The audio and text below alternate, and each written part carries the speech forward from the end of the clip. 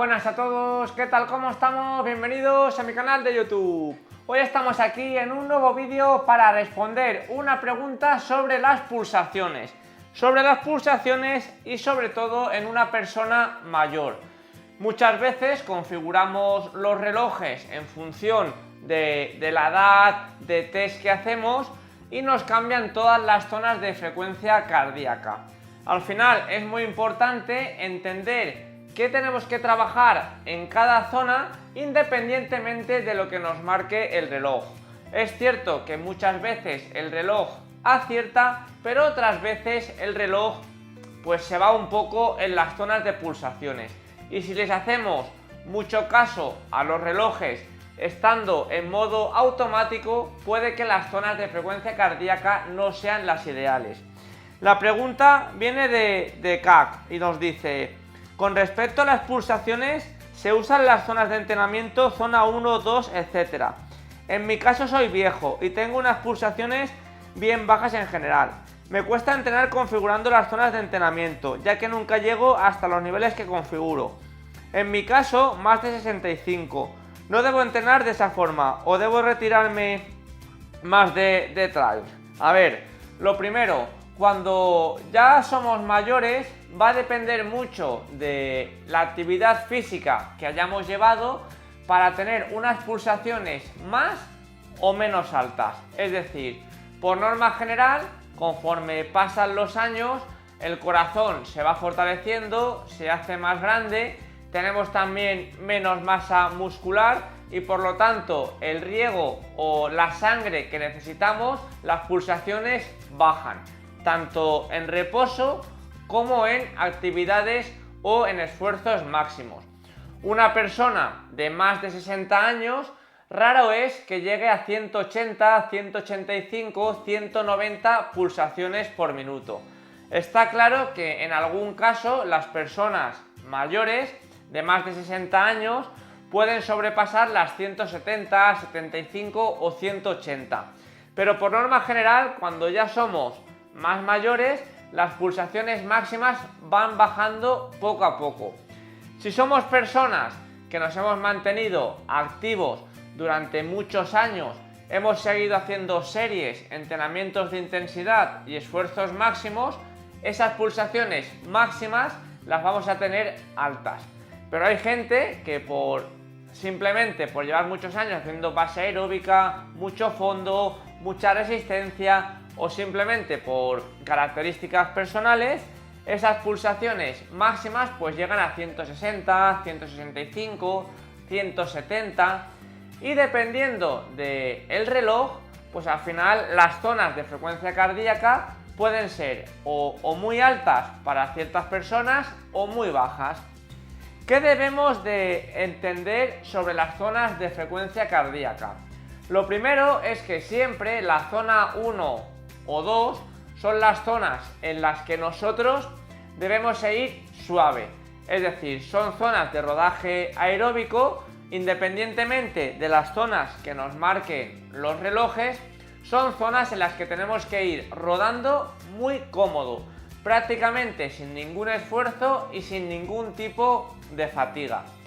Ya la zona 3 y 4 pues es una zona ya de un ritmo alegre, un ritmo vivo. Aún en zona 3 podemos seguir yendo cómodos, pero ya empezamos que si es un entrenamiento muy largo, una zona 3 pues al final nos termina fatigando. Y si nos metemos en zona 4 nos fatigaríamos pues seguramente en 20, 30, 40 minutos. Es decir, la zona 1 y 2 la podríamos mantener durante muchísimo tiempo, horas y kilómetros. La zona 3, pues ahí ya estaríamos hablando de 1, 2, 3 horas como mucho. Por ejemplo, sería el ritmo de competición de una maratón. Y la zona 4, pues es una zona que fatiga mucho más. Entonces sería como casi el ritmo de competición de una media maratón y un 10K. Y ya la zona 5 son esfuerzos máximos, es decir, muy cortitos. Normalmente la zona 5 pues se mantiene un tiempo de unos 5-10 minutos como mucho. Si esto nosotros, el reloj, nos cuadra más o menos, pues lo podemos dejar así. Yo conozco varios casos de que a lo mejor el reloj les dice que como tiene unas pulsaciones muy altas, hay veces que les marcan los rodajes en zona 2 a 160, 165, y no digo que no, que se pueda ir a zona 2 en esas pulsaciones, pero normalmente para ser un rodaje aeróbico, ir por encima de 160, 165 pulsaciones suele ser el menor de los casos. Si ahora cogemos en el sentido contrario, los relojes muchas veces, dependiendo de la edad, nos puede decir que a lo mejor una zona 2 esté por debajo de 120, 125 pulsaciones. Si nosotros estamos en forma y a esas pulsaciones vamos a un buen ritmo, con buenas sensaciones y vamos cómodo, pues al final es un ritmo que lo podemos mantener y esa zona 2 puede estar bien. Pero ¿qué pasa? Que hay veces que he visto algún caso a personas que una zona 2 les toca casi ir andando, porque en cuanto corren un poco, viene una cuestecita, les toca caminar. Todo el tema de las zonas al final lo tenemos que entender, es decir, siempre entendiendo que la zona 2 es un rodaje cómodo y suave y que la zona 4 y 5 son casi los ritmos de competición, pues ya más o menos las zonas de frecuencia cardíaca nos tienen que ir. También tenemos que tener en cuenta que aquí pones o nombras el trail. Hay una pequeña diferencia en cuanto al trail y el asfalto. En trail las pulsaciones varían mucho más. En una subida las pulsaciones tienden a subir, en una bajada pues muchas veces las pulsaciones tienden a bajar y llevar un ritmo constante de pulsaciones es difícil.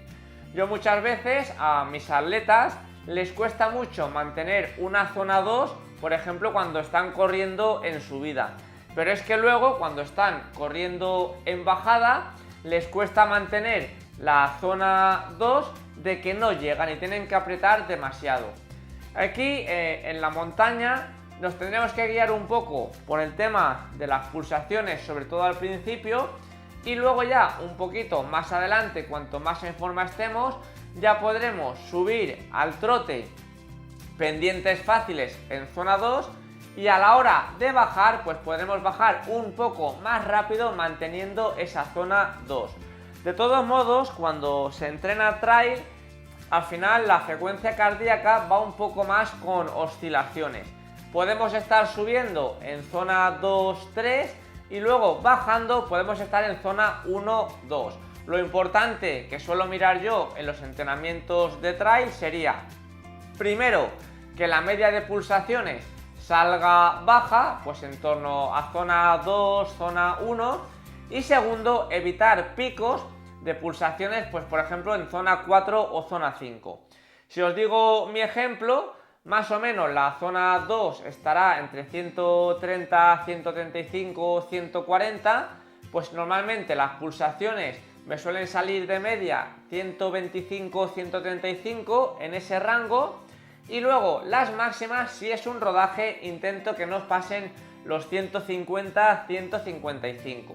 Aquí va a depender mucho del tipo de terreno por el que nos enfrentemos. No va a ser lo mismo subidas suaves que subidas con mucha más pendiente, etc. En cambio, cuando entrenamos por asfalto, si tienes que hacer un rodaje a 130 pulsaciones, 135, es muy fácil mantener las pulsaciones subiendo o bajando el ritmo. Y si los hago en la cinta de correr, que muchas veces entreno en cinta, más o menos hago lo mismo. Yo me suelo poner con pendiente y suelo hacer cacos de caminar-correr. Voy subiendo o bajando la velocidad, pero si es un rodaje intento que cuando sobrepaso las 140 pulsaciones bajo un poco la velocidad. Si son ya entrenamientos pues de series, cambios de ritmo o calidad, no le hago tanto caso al tema de pulsaciones, pero al final, independientemente de que seamos jóvenes, mayores, con más o menos edad, tenemos que entender eso.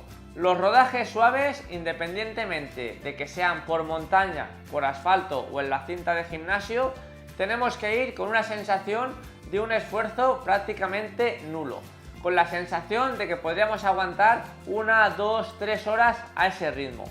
Si nosotros notamos que al ritmo al que vamos, pues aguantaríamos ya media hora, 40 minutos, que nos empezamos a fatigar, que nos cuesta hablar, que ya respiramos un poquito más agitado, es que estamos entrando a la zona 3. Y ya la zona 4 simplemente, o la zona 5, me la reservaría pues para entrenamientos de calidad, para series, farlex o competiciones. Si la competición es más corta, estaremos más cerca de la zona 5-4 alta. Si la competición es más larga, pues estaremos más en zona 3, zona 4 o zona 3 baja. Así que vamos a dejar el consultorio de hoy aquí. Espero que os haya ayudado un poco a configurar o a entender las zonas de frecuencia cardíaca, y siempre si tenéis dudas, pues lo mejor o lo ideal sería hacerse una prueba de esfuerzo. En la prueba de esfuerzo, bien con gases, bien con lactato, os van a ayudar de una manera mucho más precisa a configurar vuestras zonas de frecuencia cardíaca. Y si no, también os animo a hacer los diferentes test que tenemos en los relojes, porque al final esos test también nos suelen ayudar. Si los configuramos bien, con la edad, el peso, el nivel de actividad física, normalmente más o menos vamos a tener una idea muy aproximada. Así que dejamos el vídeo de hoy aquí y como siempre un saludo y hasta el próximo vídeo.